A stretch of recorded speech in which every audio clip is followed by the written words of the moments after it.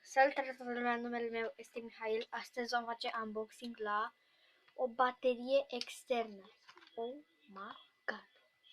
Așa că nu uitați să dați like, share și subscribe, iar noi să începem. Bun, deci să facem așa și... Mamă, ești prost! Câtă baterie! Deci are 3 de-astea pentru un charger și n-a venit cu niciun charger, niciun fir. Ciudat, da. Am și eu o grămadă de chargeruri, gen cabluri USB. Mă rog, acum hai să vedem aici. Mamă, deci s-a pornit. Aici pui 3, poți să pui 3. Nu știu dacă se vede, dar cred că așa se vede. Uitați, 1, 2, 3. Poți să bagi 3. Aici e un buton, nu știu ce indică asta, dar în fine. Nu mai merge să-l sting eu. Probabil că se stinge singur. Se stinge singur acum. Se stinge singur, nu acum, că se stingea singur, că na, așa a fost el fabricat. Aici bagi să-l încarci, iar ăsta habar n-am ce-o fi. Dead.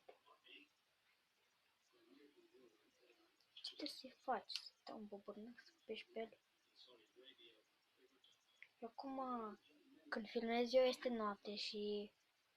na, nu știu ce să faci cu butonul ăsta. Ori să apeși pe el la grămadă, ori să ții apăsat. Spun eu, altfel n-ai cum să interacționezi cu ăsta.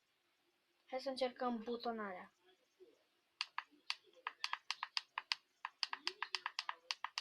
Nu merge, deci am ținut-o apăsat.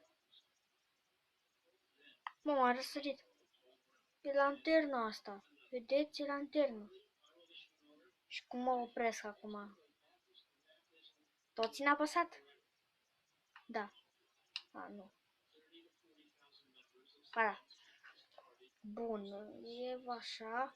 Și haideți să vedem dacă merge. Am eu un cablu aici, am pregătit dinainte.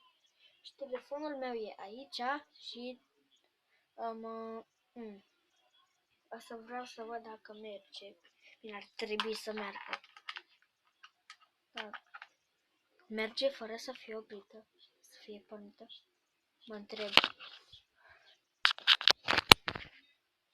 Merge, bă, bateria. Merge.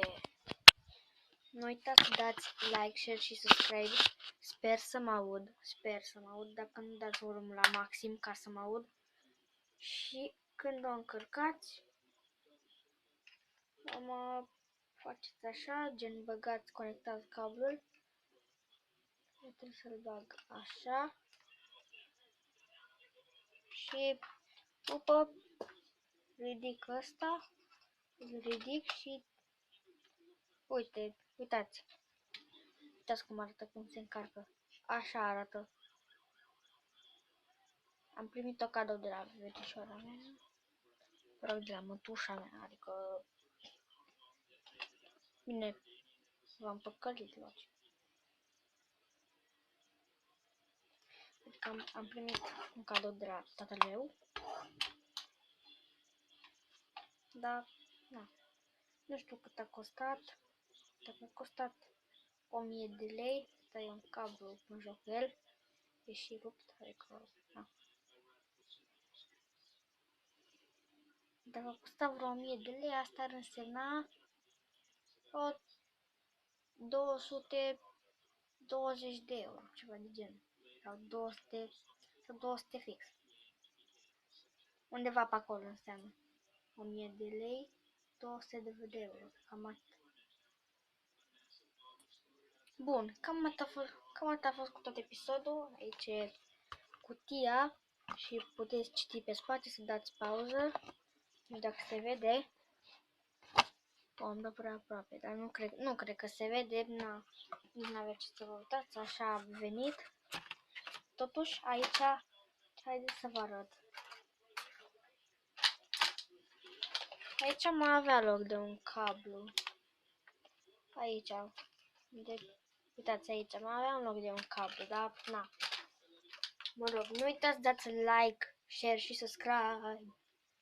Dacă mai vreți unboxing-uri pe canal, al doilea unboxing, pentru că stați puțin să dau.